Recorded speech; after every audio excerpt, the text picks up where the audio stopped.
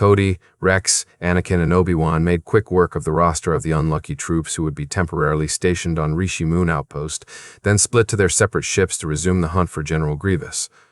It was determined that the search would be better served by them splitting up, so Anakin would take the 50 West and the Resolute towards the Botha-Wee system, and Obi-Wan would continue towards Balmorra.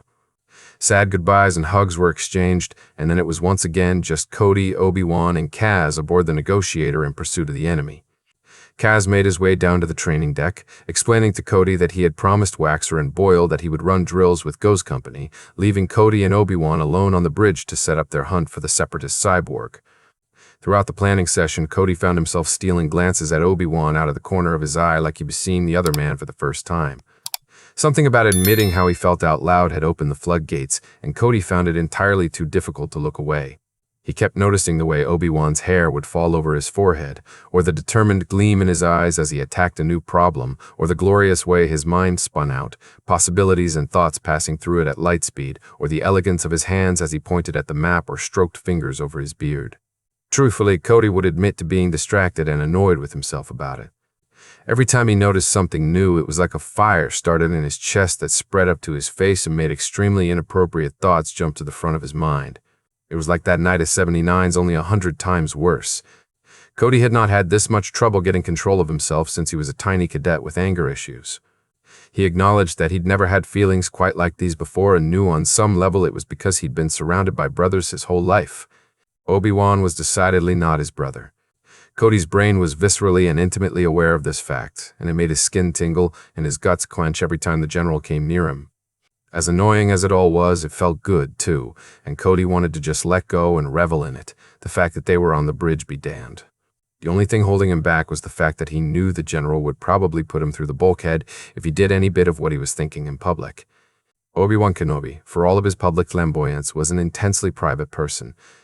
He did not like showing his true self to just anyone, and Cody felt honored to be among the handful of people that knew the real Obi-Wan beyond his perfect Jedi Master mask. He'd sooner cut off a limb than destroy that privilege. Eventually, they wrapped up, even with Cody being extremely distracted, and Obi-Wan suggested they head back to his quarters for some tea. Cody readily agreed, and away they had gone. When they stepped into the lift together, Cody felt his heart rate pick up and his palms begin to sweat in his gloves. He didn't know why he was so nervous. It was just tea. They'd done it 100 times before. "Are you quite all right, Cody?" Obi-Wan asked, looking away from the lift doors and at his commander. "You've been out of sorts since Kaz went to train with Ghost Company." "Yes, I'm fine," Cody said quickly, and he realized he meant it. Whatever was bothering him certainly wasn't hurting him. It was just making him feel intensely awkward. "Your shields are quite tight," Obi-Wan observed mildly as the lift let them out onto Deck 1. He stepped through the door, looking at Cody as they walked the short distance to his quarters. "Are you sure?" "They are." Cody frowned in confusion, assessing himself and then sighing ruefully. "Oh, I'm sorry. I didn't realize I'd left it like that." He pulled the spikes in, smoothing out his shields to their usual shiny, bumpy state. The tension around Obi-Wan's eyes vanished and he smiled. "Ah, yes, that's better." He keyed open the door and ushered Cody inside, following the commander. "What kind of tea would you like, Cody?" Cody smiled, pulling out his usual chair at the desk and settling into it easily. "I don't have a preference right now. Whatever you want is fine." Obi-Wan smiled back and set about brewing, grabbing his favorite blend of leaves as he went. He turned, leaning against the small shelf counter that held his electric kettle and his tiny collection of tea. He regarded Cody carefully, gaze almost piercing right through the commander, seeing him with both his eyes and the Force. Whatever he saw caused Obi-Wan to frown suddenly. "Cody, what happened on that moon?" Cody swallowed, realizing that Obi-Wan could sense whatever had went down with the giant eel, somehow seeing that it had left a mark on Cody's Force presence. "I had to kill that giant eel to protect us." He locked eyes with Obi-Wan. "I killed it with the Force." Obi-Wan's eyebrows bounced up to near his hairline. "You, really?" Cody frowned in confusion when he didn't hear censure in Obi-Wan's tone, only astonishment. "Yes." "That's impressive." Obi-Wan settled on and crossed his arms, right hand coming up to smooth over his beard. "You constantly surprise me, Cody." "I constantly surprise myself, General." Cody rested one arm on the desk and ran the other through his helmet-matted hair. It felt good at the time, but it didn't feel very good after." Obi-Wan frowned, his concern becoming a more prominent feature on his face. What do you mean? I'm not sure, Cody answered slowly, eyes staring distantly at the floor. It was. I could feel satisfaction. But then the psychic backlash when the eel died knocked me on my shebs. Psychic backlash? Obi-Wan exclaimed, alarmed. You connected to its mind? I don't know what I did, Cody gestured frustratedly in the air.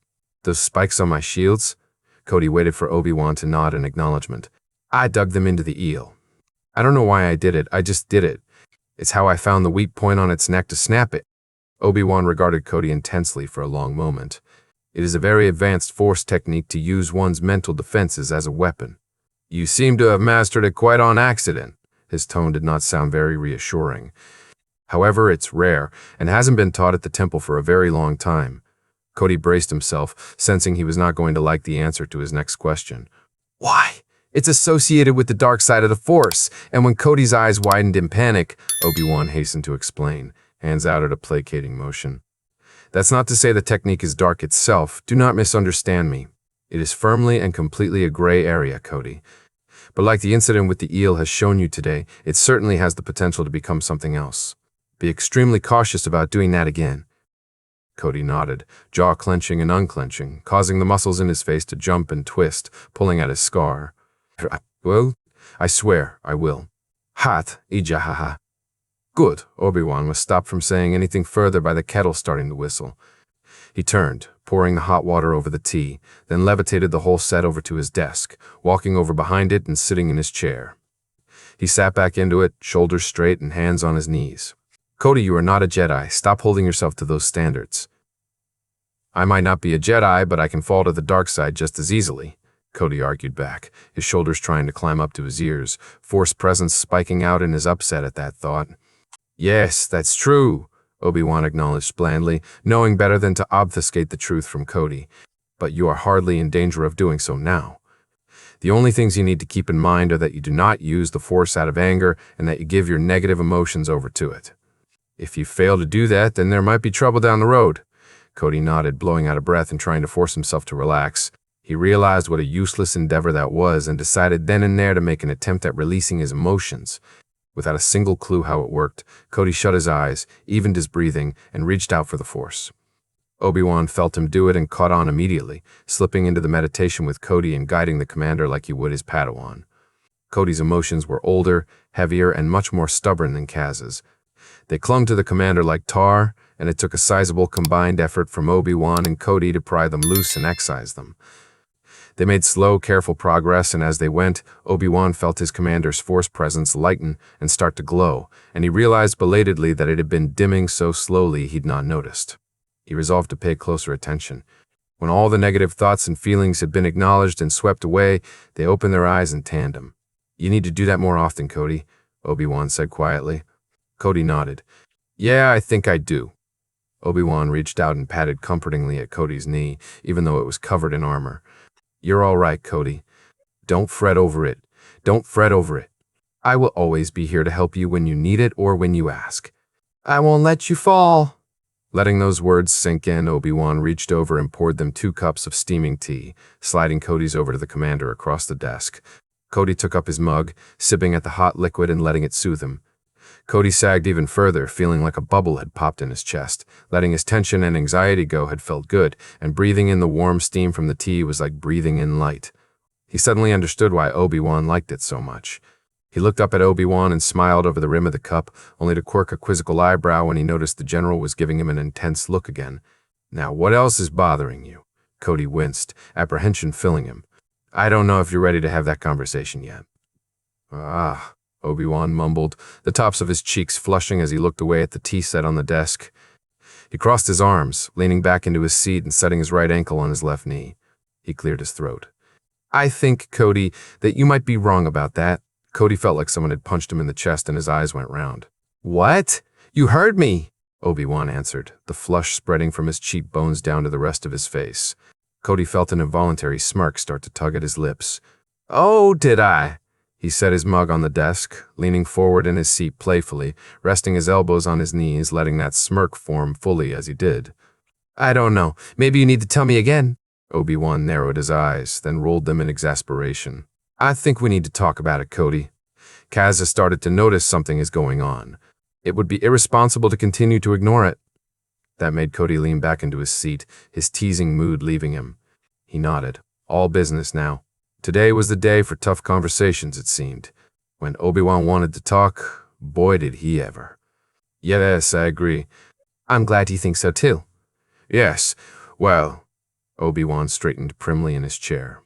Just know that I despise conversations like these and that I would prefer if we did not drag it out. Of course, Cody demurred, already well aware of this fact. Obi-Wan could help others with their emotions and problems, but Force save him when he had to work on his own. He took a sip of his tea, set it down, then regarded Cody with a shuttered gaze. Well, do you want to start or should I? I will, Cody said firmly before Obi-Wan could weasel his way out of the conversation entirely. He debated the merits of using euphemisms, of talking around the subject, and felt a visceral distaste at those thoughts. In an event that was becoming more and more frequent, the Force was urging him to speak his mind, his heart. He remembered the council chambers, how he'd looked over at Obi-Wan and thought he'd wanted more, that he'd wanted to stay by Obi-Wan's side until they both marched on. There was a feeling of rightness that permeated his being at that, so Cody locked his gaze with Obi-Wan's and spoke. I'm in love with you, Obi-Wan. Obi-Wan's jaw dropped, his eyes went round, and his utter shock radiated out from him in the Force and down their bond like a seismic charge. His mouth opened and closed a few times, no sound coming out. Underneath the surprise and the fear was an endearing amazement that Cody could feel such a thing for him and that he would be brave enough to just come right out and say it. On the heels of all, there was a warm pleasure that someone loved him and had actually told him so to his face for the first time in his life. Even Satine had not come right out and said it. Aye, really? Obi-Wan mumbled, shock still coloring his face. His arms had slipped down to rest limply in his lap. Cody felt a wobbly smile twitch his lips. He leaned forward in his chair again, elbows on his knees and face earnest and open. Yes, really. Oh, Obi-Wan said quietly. He closed his mouth and swallowed convulsively a few times. I don't. Cody reached out and laid a hand on Obi-Wan's bent knee. Yeah, it's all right. You don't need to say anything. I can feel it through our bond just fine. I just thought one of us should say it. Put it out in the open so there would be no misunderstandings. That made Obi-Wan frown. He dropped his right leg to the floor, dislodging Cody's hand, and scooted forward in his seat until their knees were nearly touching. He grabbed both of Cody's hands in his own, gloved fingers wrapping around gloved fingers. His eyes were determined, even though Cody could sense a heavy dose of fear along with a swirl of conflicting emotions, all of which he would bet were due to Obi-Wan's status as a Jedi. No matter what happened today, Cody knew that was going to come up again in the future. No, that's not fair, Obi-Wan said with an unconscious shake of his head. I will not repay your bravery with my own cowardice. He took in a deep breath, squared his shoulders, looked Cody in the eyes, and spoke. I am in love with you too, Cody. Cody's grin came on so fast he thought it might have cracked his face. His eyes danced and his presence in the Force was bright and sparking, glowing like the sun painted on his armor. You're fluid. That's good, he laughed. I'm glad. Obi-Wan grinned back at him, the feeling contagious. So am I. They spent a few moments just smiling at each other like idiots, tea forgotten, the feelings between them swamping the bond and making them both giddy and lightheaded.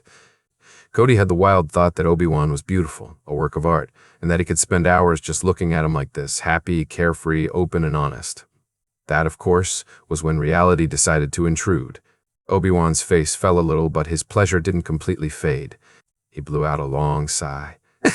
True, certainly. What are we going to do about it, Commander? The use of his title should have felt jarring to Cody, but it didn't. They had moved past titles long ago, and those words had instead just become secret names that they called each other. I know what I'd like to do, General, but I don't know if we can. I know. Obi-Wan looked away, his hands clenching briefly around Cody's. I am your commanding officer. I am a Jedi. I craveness of crew-starred blood. We are at war.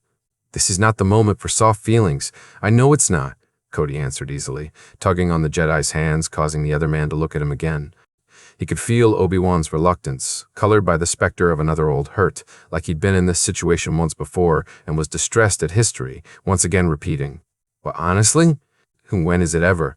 Even if we waited until the end of the war, until you no longer had to be a general, you'd still be a Jedi. You have to train Kaz. Are you really all right with waiting until he's knighted? Are you okay with leaving him in the Order without you? That brought Obi-Wan up short, as if he hadn't considered that exact version of events. He huffed a humorless chuckle. "No, I cannot say that I would be okay with that."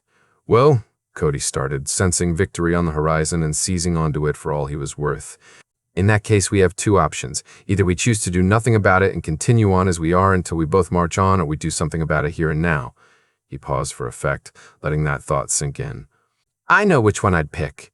Obi-Wan's eyes snapped back to Cody's. His heart rate picked up, pulse starting to pound in his ears, and he felt an illicit thrill run through him. Was he considering this? Was he truly considering this? Yes, he perhaps did not agree with the Council's dogmatic interpretation of the code. Yes, he knew he was well and truly attached to Cody, but he was attached to more than just his commander. Yes, he knew he had a hidden rebellious streak that was screaming at him right at this moment, and it sounded a lot like his old master. Yes, the pain of going through this again, of having to deny his heart for the second time in his life, made the very thought exhausting, but could he really do it?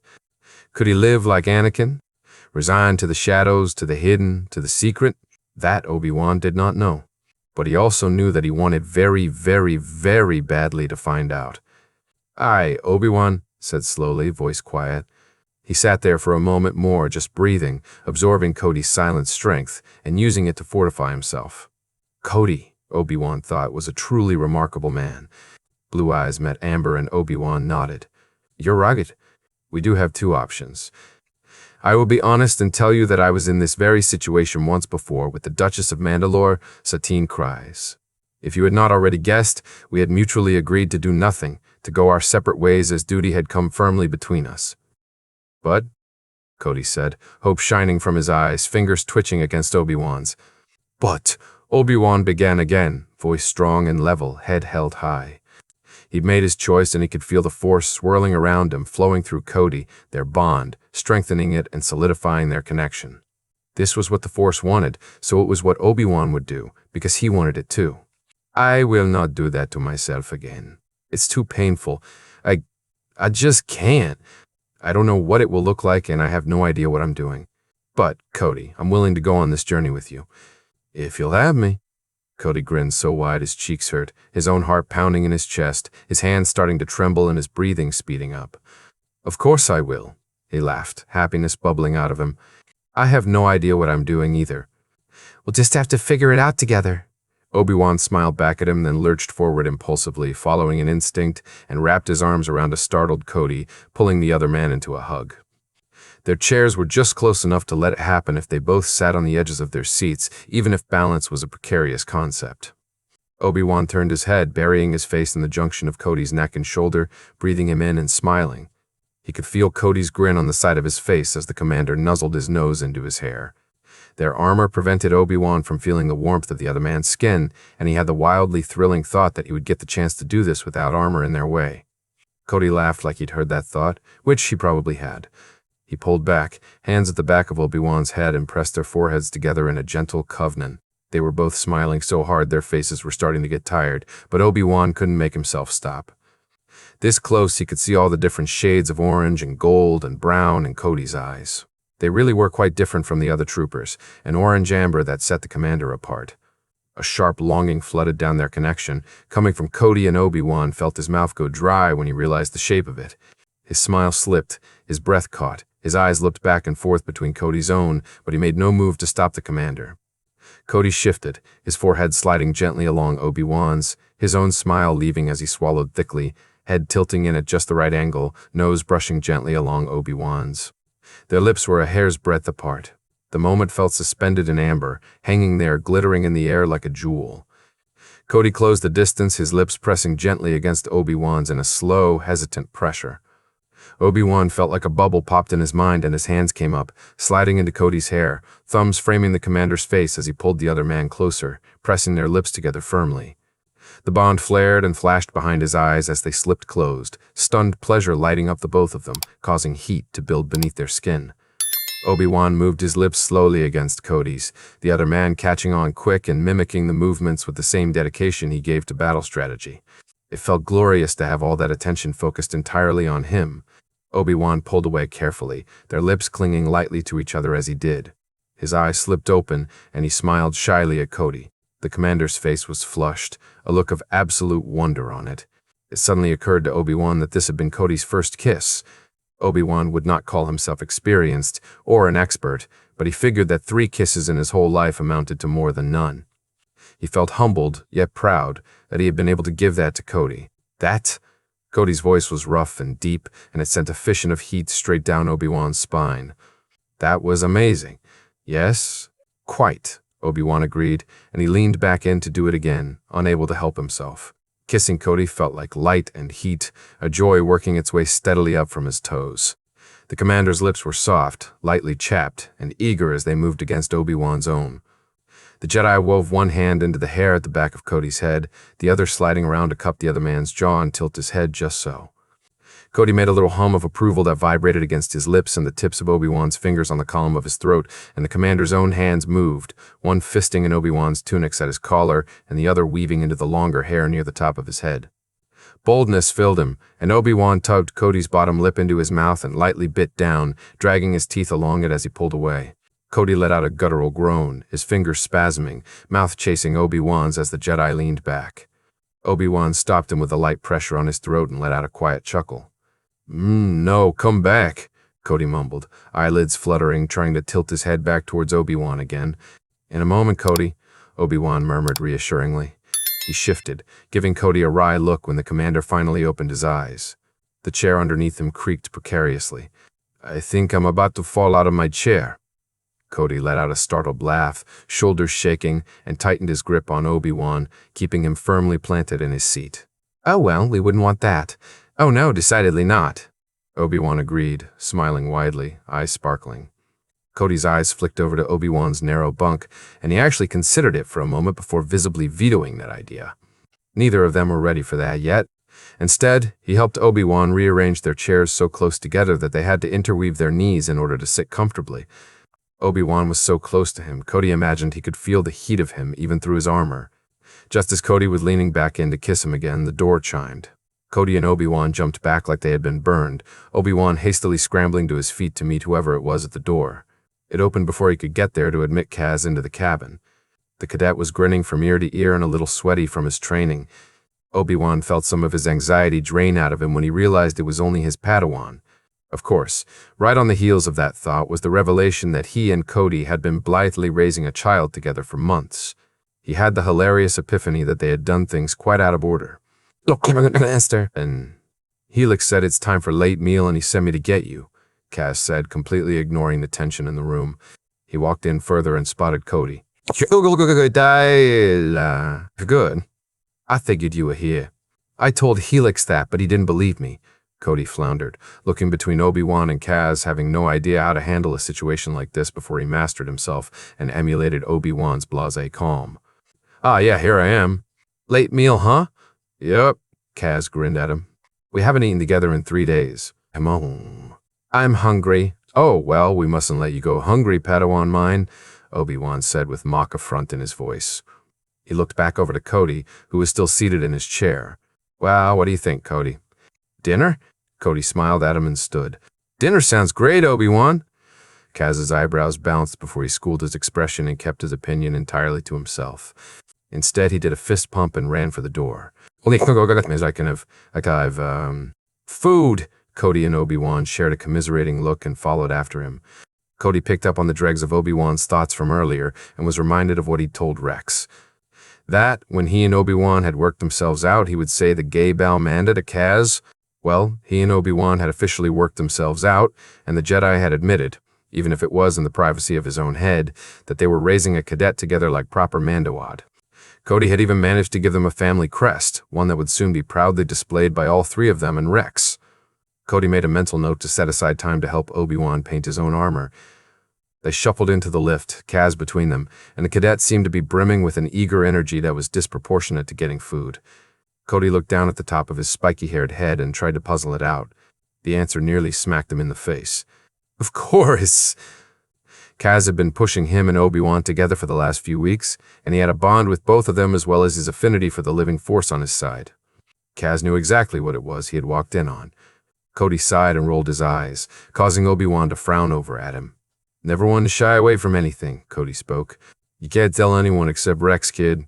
Kaz looked up at him and pouted. Ah, but why not? Because Obi-Wan is my commanding officer and it's against regulations, Cody replied, regret coloring his voice. When the war's over, you can shout it from the rooftops. Just wait until then, all right? Kaz huffed and crossed his arms.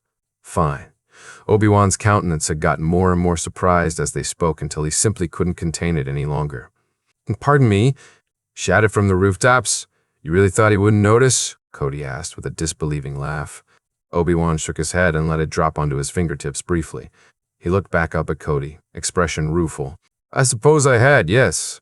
I've been waiting for you guys to figure it out for ages, Kaz exclaimed, hands flinging out in exasperation. Sparring was the worst. All the tension. He calmed and smiled at them happily. You aren't tense anymore, it's nice. And the Force isn't bothering me either. That had started getting annoying. Obi-Wan found himself gaping at his Padawan again. He supposed he shouldn't be surprised at this point. The Force? What are you talking about? It wanted this, Kaz said, gesturing between the two of them. It was whispering at me to help you. I tried, but you're stubborn sometimes, Master Obi-Wan. Obi-Wan blurted out a startled laugh. Yes, I suppose I am, he sighed, accepting his fate. Well, you can relax, Padawan. Cody and I have worked it out. Kaz nodded. Good. Obi-Wan gave Cody a side-eyed look. But what's this about only telling Rex? Cody felt himself flush from the tips of his ears to the top of his chest. I may have talked to him about my feelings for you on the inspection tour. He cleared his throat, trying to force away his embarrassment. He knows. Well, I guess I can't begrudge you that. He is your brother. More so than the others. Obi-Wan just shook his head again with a fond smile. He's your Aliyah too, Kaz piped up. Cody said he could put his crest on his armor, remember? Obi-Wan had thought he was done with the galaxy-tilting revelations for the day, but it seemed it was a gift that just kept on giving. You know, he is, isn't he? Cody smirked, far too smug for Obi-Wan's tastes just then. Yeah, he is. Cody's smirk widened. We have to paint your armor too, at some point, Obi-Wan. Oh, stars! Obi-Wan blew out and found himself dropping his face onto his fingertips again. At this rate, he and Cody would conceal their relationship about as well as Anakin and Padme. Cody and Kaz just laughed, and the lift opened, spilling them out into the corridor that would lead to the canteen. Obi-Wan followed after them, still wallowing in all the revelations he'd been subjected to in the space of an hour. He felt like his world had been tilted up onto its head, but in a good way. The changes were positive, but they were still a little overwhelming, and he wanted dearly to just sit and meditate on them. In fact, he had a longing for the three of them to sit down and do so, even if Cody didn't really care for meditation himself. The commander must have picked up on that desire because he looked back over his shoulder and smiled softly at Obi-Wan. We can, after dinner. I'd be all right with it. Huh? Kaz looked at them both in confusion. Meditate, kid, Cody answered, ruffling Kaz's hair. The cadet leaned into the caress with a small smile and an affirmative sound. Oh yeah, that sounds nice. You'll be there too? Yeah, I will. In short order, they arrived at the mess and walked inside. It was crowded, the bulk of the day shift already there for late meal. Obi-Wan spotted some of Ghost Company at their usual table and acknowledged their waved greeting with one of his own. Trays grabbed and filled, Cody, Kaz, and Obi-Wan made their way over to Waxer, Boyle, Helix, and Longshot. Hey, Commander! Helix was the first to greet them as they sat down. Heard you went on a little adventure while you were gone? Cody blew out a long, tired sigh and shook his head at his dinner. Yeah, something like that. Gossip from the 501st was that there were giant eels involved, Waxer said, scooping up some of the meat substitute from his tray. There were two, actually. Cody rolled his eyes and set down his fork, knowing there was no way he was going to get out of telling this story. The four troopers, his general, and Kaz all looked at him expectantly when he didn't continue. All right, fine. I'll tell it from the beginning. Happy! Deliriously, Obi-Wan replied, smirking at him from over the rim of his water glass. Cody was not prepared for the way that look vividly recalled their activities in the general's cabin to mind in vibrantly colorful detail, complete with the brief phantom sensation of Obi-Wan's lips on his. Barely stopping himself from choking on air, Cody gulped and nodded, never more thankful that he tended to blush on his neck and chest before his face. He could feel the skin under his black starting to heat and prickle with sweat. Oh, well, if it'll make you happy, General. Cody was proud of himself that his voice was clear, strong, and even a touch teasing. I'll tell the story gladly. Obi-Wan's smirk widened. Nothing would make me happier, Commander. Anything to please you, General. Cody smirked right back, delighting in the slight flush that started to stain Obi-Wan's cheekbones. Cody, come on. Kaz interrupted them, poking Cody in the side in a gap in the commander's armor. All right, kid, Cody yelped and laughed, flinching away from Kaz's lethal fingers the moment between himself and Obi-Wan broken. Vote a guy's a point, sir, Longshot said, pointing with one finger. The others curled around his fork. You're stalling. Yeah, stalling, Helix muttered, rolling his eyes and sipping on his calf. Exactly the word I would use, Waxer added, sharing a look with Boyle. Cody scowled at them. Do you want to hear the story or not, Vode? Yes, please continue, Obi-Wan said encouragingly, leaning a little bit around Kaz and making a hurry-up gesture with his hand. Yes, sir, Cody smirked at him, then turned back to the table as a whole and started his tale. Well, it starts before we even got there. I had a bad feeling in the shuttle, so I hailed the station and put them on alert, and then I called here to the fleet. The general had the 7th Sky rerouted to the outpost and— Wait a minute, Waxer exclaimed, interrupting. He pointed at Cody, elbow balanced on the table and hand in the air. You had a bad feeling? That's why the general turned the whole fleet around. I trust Cody's senses as much, if not more, than my own, Obi-Wan said evenly. I'd had some trepidation of my own that I'd warned Cody and Rex about the night before. It was not a stretch to assume something was wrong. You've gotten that good with your Force, Osik? Helix asked, leaning into the table a little, eyes lit in curiosity. I've always been able to do that, Cody replied with a shrug. I just ignored it before. Helix's eyebrows jumped to his hairline. Huh. Yeah, Cody cleared his throat and shifted in place a little. So, Rex and I were on approach, and that feeling just kept getting worse. When we called in to get landing clearances, the comm wouldn't connect, and when it finally did, the connection was terrible, and it dropped. We came in hot after that and found the landing pad under attack. We found out that the sergeant in charge and half a squad of shinies were the only ones left in the whole outpost. There was over 50 men stationed there, Longshot interrupted with a frown. The clankers killed them all? Yes, Cody replied with a solemn nod. The only ones who made it out were Domino Squad. They're on the Resolute now with Rex. He took a quick gulp of his water. The landing pad was swarming with droids, so Rex set a thermal detonator to make it look like the ammo crates blew up and took us all with it, and then we ran down a rock path that led to some caves. That was where we found the first eel. It came out of the cliff face and destroyed part of the ledge we were walking on. Cut up one of the shinies, fell off with the collapse, and that eel tried to eat him midair. I pulled him back up with the Force and then— Wait, you did what? Boyle dropped his fork with a clatter. Cody felt a slow, satisfied smirk start to tug at his lips. Do you want to hear the story or not, Vod? Nejoha Boyle, Waxer hissed, jabbing Boyle in the gut with his elbow. He looked back at Cody pleadingly. Yes, please, Commander. All right, so I pulled Cut Up back with the Force, but I pulled too hard and knocked the both of us over. Cody laughed a little, the memory funny now that he was not in imminent danger of being an eel snack. Rex shot the thing right through the eye on his first try and dropped it. After that, we headed for the caves to wait out the enemy patrols until the fleet arrived to retake the station. The caves were actually a series of tunnels made by the eels, and they looped around the station and came out the opposite side, so we trekked through them to try and meet the 7th Sky and help retake the listening post.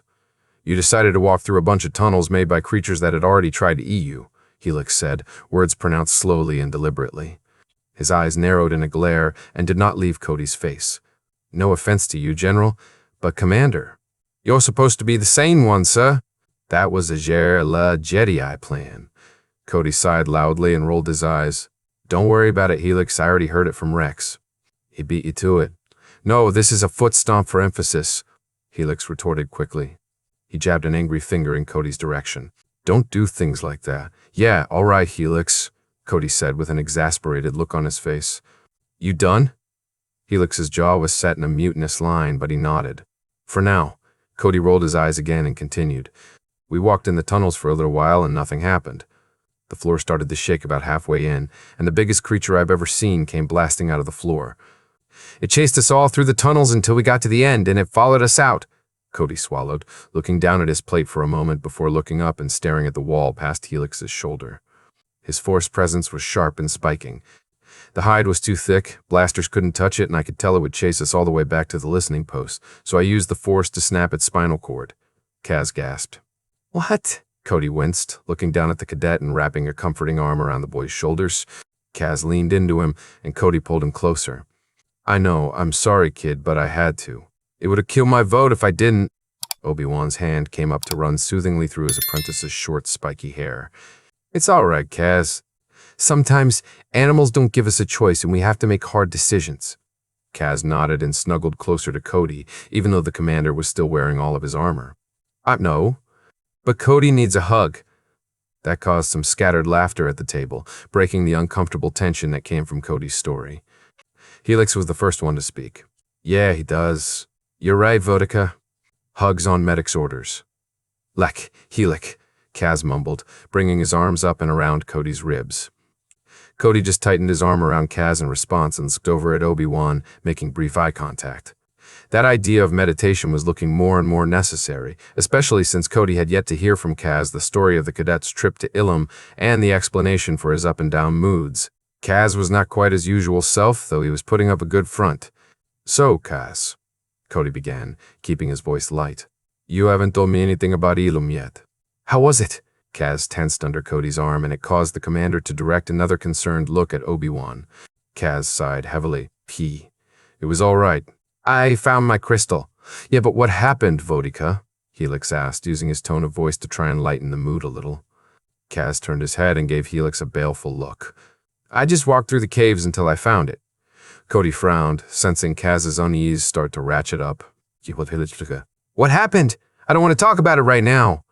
Kaz slid closer to Cody, pressing against the commander from underarm to hip, his young face hidden in the small space between Cody's neck and the top of his chest plate. Concerned looks sprung up from all the troopers on the other side of the table. Obi-Wan scooched closer to his Padawan, bringing his hand back up to smooth over the back of the cadet's head and neck, thumb massaging the muscles there occasionally. He could feel the worry radiating out from the men in the Force and knew he needed to say something. The gathering is usually challenging and emotionally draining for those young Jedi that attempt it. Kaz will be all right. Obi-Wan was looking at Cody as he spoke, even though the words were for everyone's benefit. He tried to impress a sense of peace and calm down his bond with Cody, knowing that if he didn't, Cody's emotions would feed into Kaz's own. Cody was only marginally reassured. Was it like this for you? Obi-Wan winced and nodded. Yes, very similar. His lips twisted ruefully. Anakin had a terrible time of it. He was sullen and withdrawn for days, and he still refuses to say anything about it at all. Ahsoka said most Jedi don't ever talk about it, Kaz mumbled, joining the conversation. Yes, that's true, Obi-Wan acknowledged easily. But that doesn't mean you suffer in silence, Kaz.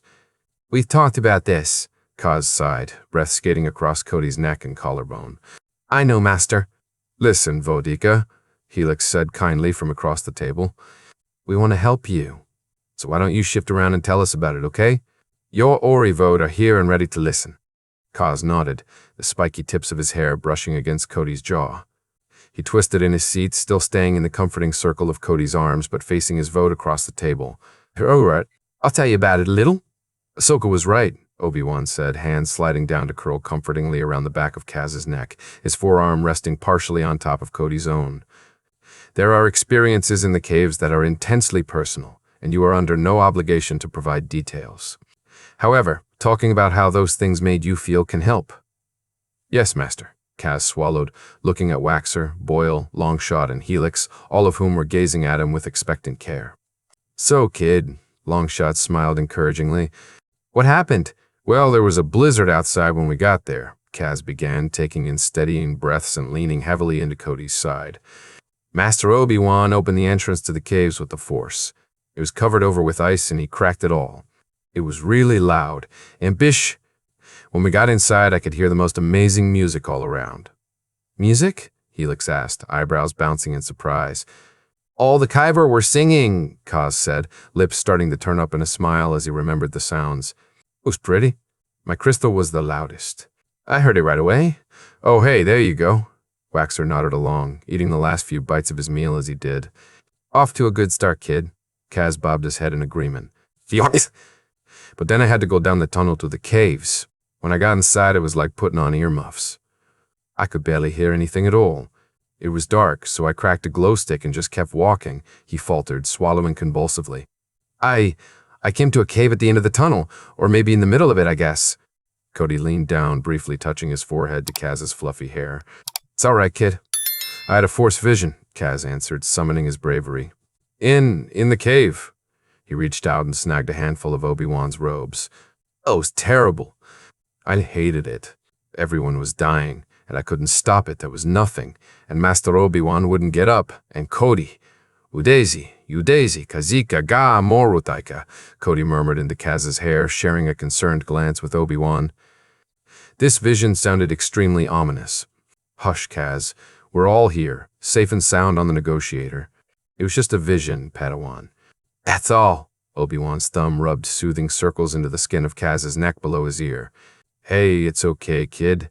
Longshot gave him a sympathetic look. We're all good. Yeah, see? Waxer motioned to Boyle on his right and himself.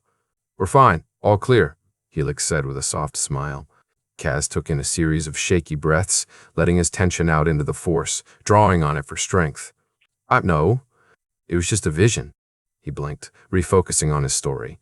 He looked over at Obi-Wan and smiled a little. You'll like this next part, Master. I will? Obi-Wan's eyebrows bounced up in surprise. When the bad vision was done, a good one came. Kaz's face perked up and he sat a little straighter in his seat. He frowned and thought. Actually, I'm still not sure he was a vision. He felt real in the Force. Solid. He? Obi-Wan prompted, his curiosity positively burning. I saw Master Qui-Gon Jinn, Kaz answered, his smile starting to grow. You saw Qui-Gon? Obi-Wan breathed out in shock. Are you sure? Yes, Master, Kaz replied with an eager nod. He was different than the others. Kind of bluish and not really solid, but I could feel him there in front of me in the Force. What did he say? Obi-Wan blurted the question, unable to help himself. He said he wanted to meet me, Kaz replied, settling in to tell this part of the story with ease, and that he was glad I was with you. He said I was helping you, that before I got here you thought you were destined for infinite sadnesses, but that I was changing that. He said I had to keep going, that I was important and to not give up, that my brothers needed me.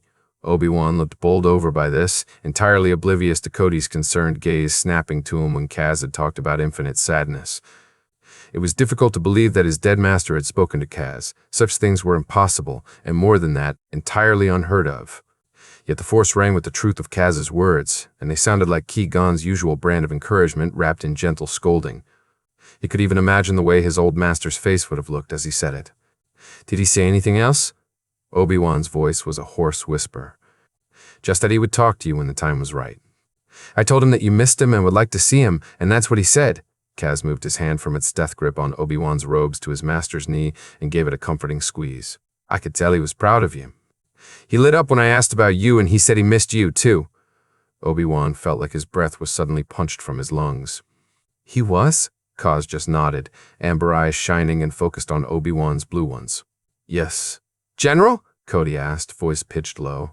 You all right? Obi-Wan sucked in a breath and schooled his expression, nodding once decisively. Yes, I'm fine. Thank you, Cody. He cleared his throat and smiled at Kaz. I apologize. Please continue, Padawan. Kaz smiled. It's fine, Master. He frowned suddenly. This next part wasn't too fun, but it wasn't as bad as the vision in the cave. I walked down a tunnel that felt like the dark side after talking to Master Jin.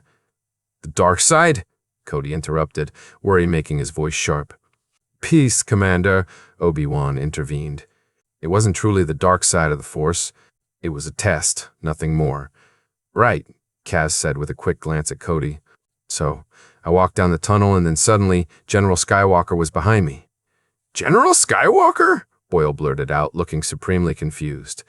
Isn't the 501st a few systems over? It wasn't really him. It was another Force vision. He wasn't really there like Master Jin, Kaz answered blithely. But something was wrong with him. He was really mad. He yelled at me, and then I noticed there was something wrong with his eyes. His eyes? Obi-Wan's expression went blank. They were yellow, Kaz said, face screwed up in confusion.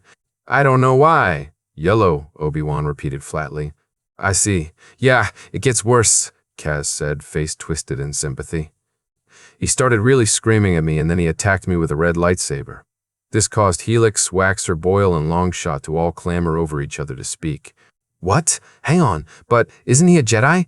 I'm confused, Obi-Wan, Cody bit out, teeth grinding and worry making him entirely careless with how he addressed the general. How accurate are these visions? Obi-Wan's face looked like it could have been cut from stone, and his presence in the Force was equally blank. It entirely depends upon the Jedi in question and why they saw what they saw inside the caves. There's no way to know. He focused his single-minded attention on Kaz. What happened next, Kaz? Kaz gulped, sensing the tension but knowing he needed to finish the story. Everyone was hanging on his words, dinner entirely forgotten. I fought back. I told him this wasn't him, that he didn't need to attack me. I said he was a Jedi and he shouldn't do this, but he said he wasn't a Jedi and he tried to hurt me anyway. That caused a hushed silence to settle at their little table. Even though they did not have the Force, even Helix, Waxer, Boyle, and Longshot felt the shiver go down their spines. Obi-Wan pulled his hand back from Kaz's neck and crossed his arms over his chest tightly, shrinking into himself. Kaz's description of his vision had summoned a vague memory of a childhood nightmare that he'd had long ago of fighting on a planet full of lava, watching magma burn another man's skin and smelling the charred flesh and sulfur. That's... Cody broke the silence. Sir, is Skywalker? He's fine, right, Master? Kaz whispered, turning a little in his seat to look up at Obi-Wan. Anakin is fine, Padawan, Obi-Wan replied, face solemn. Cody's eyes snapped back to Obi-Wan. General? It was just a test for Kaz, Obi-Wan said, eyes distant and voice unnaturally flat. It might not have been a portent of the future at all. It was a test, Kaz said, nodding in agreement. Obi-Wan looked up at him, his expression telling Kaz to continue, so he did. I got his lightsaber away from him and I held it to his neck. I was going to kill him and end the vision because I knew he wasn't real, but he asked me if I was sure about it, and I hesitated. I could feel the Force and I knew it was a choice. I chose not to kill him and handed him back his lightsaber. I'm sorry, you did what? Cody snapped, pushing Kaz back a little by his shoulders to glare at the cadet. Why would you do a damn fool thing like that? Kaz winced. It was a test, Cody. Yo! I had to. I had to choose between the light and the dark, so I gave the saber back. It worked out. I got my crystal right after, and General Skywalker disappeared. Cody did not look appeased. You ever do that in a real battle, and there will be no corner of this galaxy or the next where you can hide from me, Taileyback? Alec, Cody? Kaz nodded, wincing again at the strength of Cody's protective ire. Commander's right, Helix said from across the table, disapproving frown on his face. You do that in a real fight and Ghost Company will haunt you all the way to the afterlife. Kaz chuckled at that image and smirked over at Helix. Promise? Oh yeah, Waxer replied, eyes flinty. So? Cody focused himself back on Obi-Wan, hoping he had given the other man enough time to collect his thoughts. Obi-Wan's eyes darted over to Cody, and he was still impossible to read in both face and the Force. I do not believe it was a vision of the future. I think it was merely a test for Kaz using a form he was familiar with. Cody didn't quite believe him, but there was nothing to pinpoint why, so he shelved the thought for later and resolved to watch Skywalker extremely closely the next time he saw the man. He went with it for the sake of the men? Yes, sir. Are you sure? Obi-Wan relaxed, his face slipping into his negotiator blandness. Yes, of course. Anakin is hardly in danger of falling, first and foremost. Second, despite how much he tries, Anakin is not adjusted to the fact that I have taken a second Padawan. It's entirely likely that Kaz picked up on this. The caves at Ilum use our own insecurities to teach us a lesson, nothing more. Kaz blew out a long breath and nodded. Yes, Master, that's true. He looked a little sheepish but continued with his thought. I can tell he's jealous. It doesn't make me feel that great.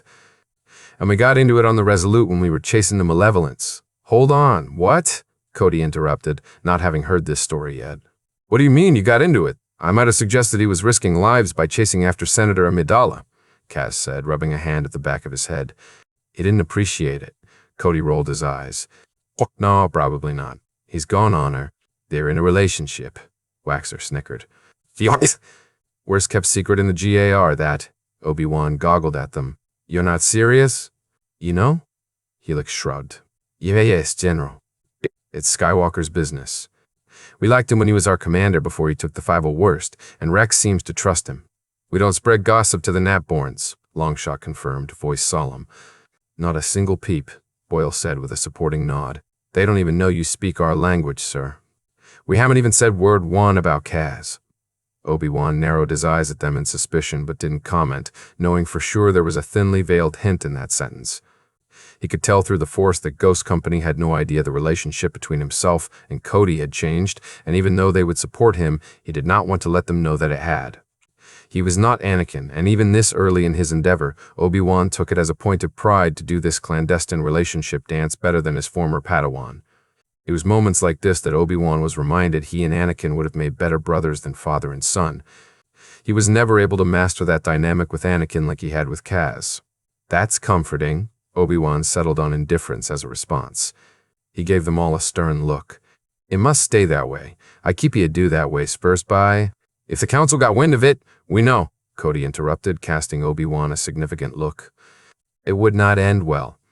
"I'll make sure it doesn't happen, General."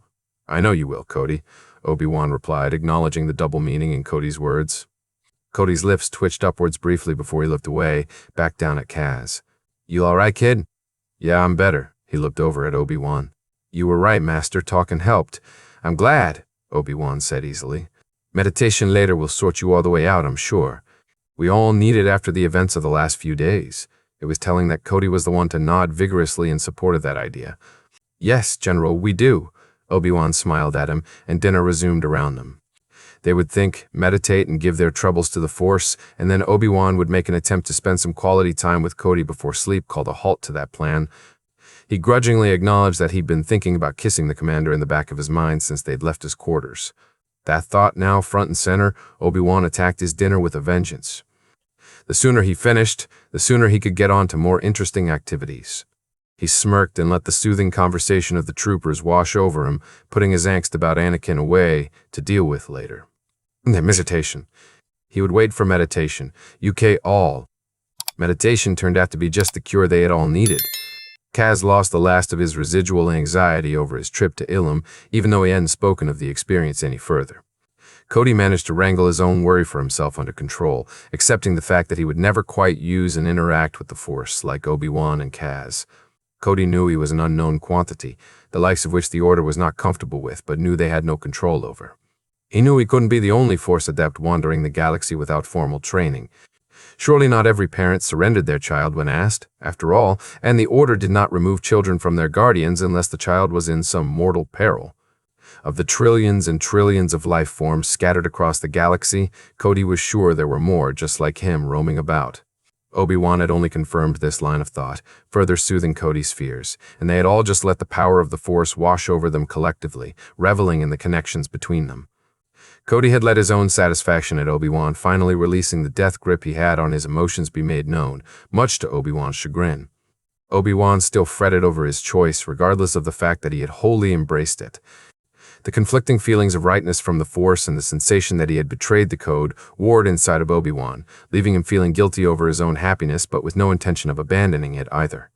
Cody wondered if that was how Skywalker had felt at first, but very much doubted it. Skywalker was a selfish person. Cody would admit to a mild dislike of his general's former student that centered entirely on the way that Skywalker treated Obi-Wan. He knew some of the casual disrespect came from Obi-Wan's inability to be a firm authority figure to Skywalker, and Cody allowed for that, but what bothered him was when that disrespect fell into resentful and hurtful. That, Cody thought, was not at all warranted and did not come from the way that Obi-Wan had raised Skywalker, but from something else. It was this that caused Cody to dislike the other general. And now, with what Kaz had told them at dinner, Cody did not trust Skywalker. He also did not believe Obi-Wan when he said it was simply a test for Kaz. Kaz had picked up on some subtle tell that he did not know how to interpret that the caves had translated for him. Even if both Kaz and Obi-Wan decided to go on blithely oblivious, Cody would not. It was his job to protect his aliad after all. Obi-Wan might count Skywalker among that number, but Cody did not, and it grated a little that Rex was stuck with the man alone, without backup.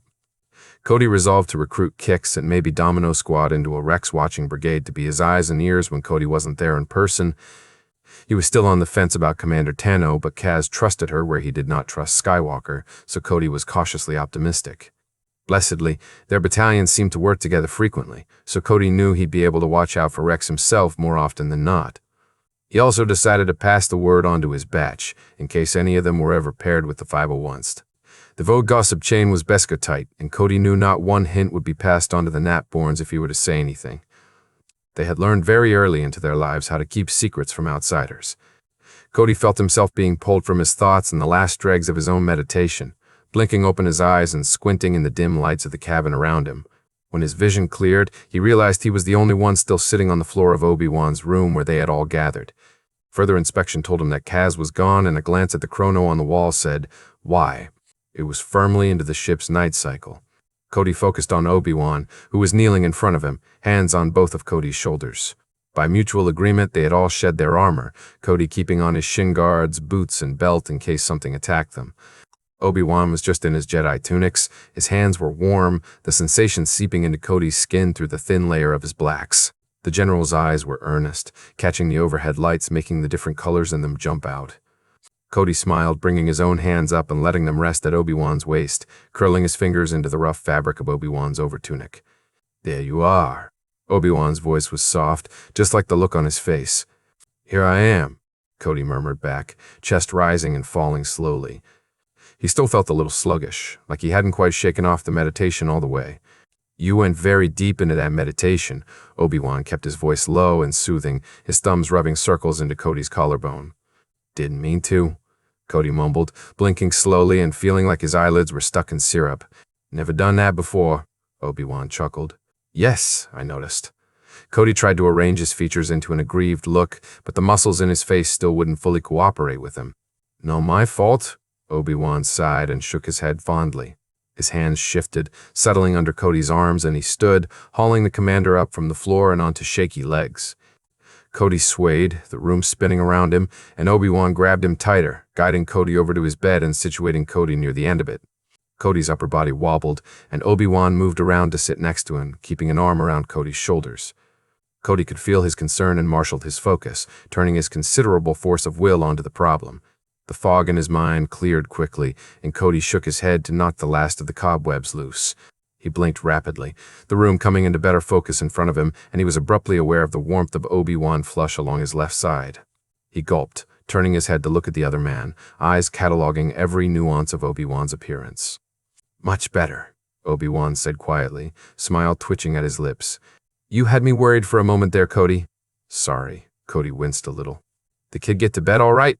"Yes, I walked him to his room." "He's fine," Obi-Wan replied. Kaz would always come first, even over their own wants. "Are you all right?" "Yeah, I'm fine," Cody smiled reassuringly, and anticipation started to coil in his gut.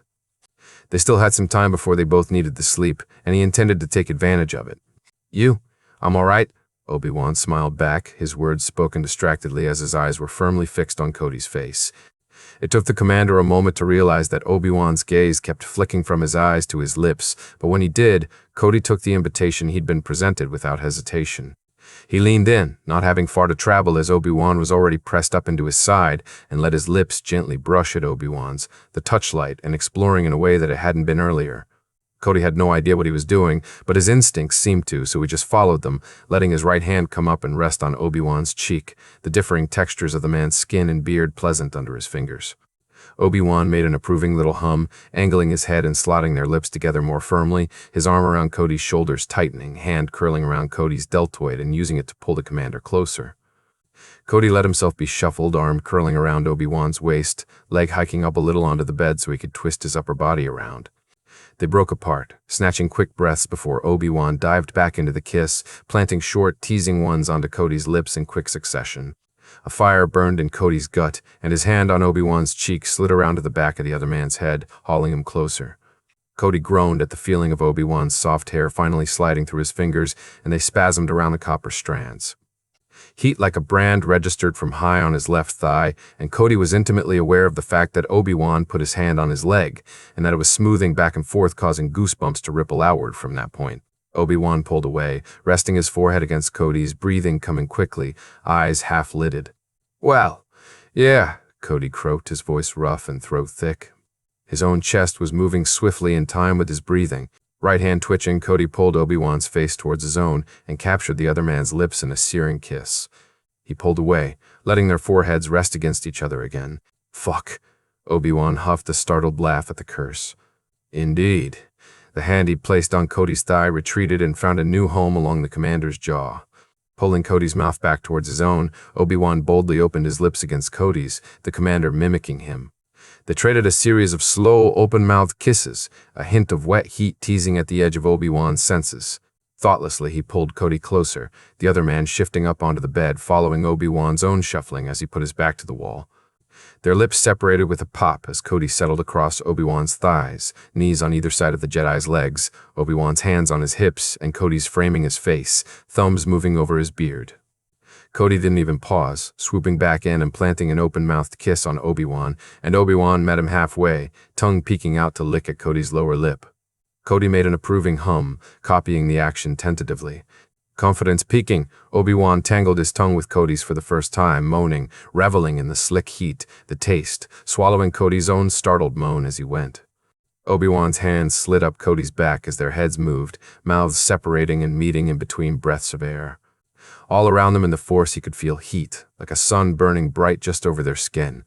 The pace of their kisses picked up, Cody's hands messing up Obi-Wan's neat hair, slipping down, one hand sliding into the open collar of his tunics to smooth over warm skin, the other trailing down to anchor on his hip. Cody's weight settled more fully over Obi-Wan's lap, and he used the grip he had on the commander's shoulder blades to pull them flush together, trapping Cody's hand in his shirt between them. Cody groaned, lips sliding off of Obi-Wan's to trail a series of wet kisses over his beard and down his neck and then back up to his left ear. Cody bit the lobe between his teeth and dragged them down over it, and Obi-Wan's hips bucked up into Cody's, and he felt the other man's arousal digging into his own. Cody moaned and repeated the action, sending sparks of pleasure washing through Obi-Wan, followed by a splash of cold water as the motion registered. Cody, Obi-Wan's hands shifted around, planting on Cody's collar and pushing the commander back a little. Cody made a reluctant sound, kissing under Obi-Wan's jaw and moving to the other side of his neck with a single-minded determination, his hips twitching in aborted little movements. He gave Obi-Wan's other ear the same treatment, and the Jedi's eyes rolled into the back of his head, his moment of clarity almost consumed by their lust again, which was rolling between them down the bond with the force of a tsunami. Cody! Obi-Wan's fingers twitched, digging into Cody's trapezius muscles on either side of his chest. His head tilted back, exposing his neck to Cody's eagerly exploring mouth with a breathy sigh. Cody, wait! Cody froze, mouth on the junction between Obi-Wan's neck and shoulder.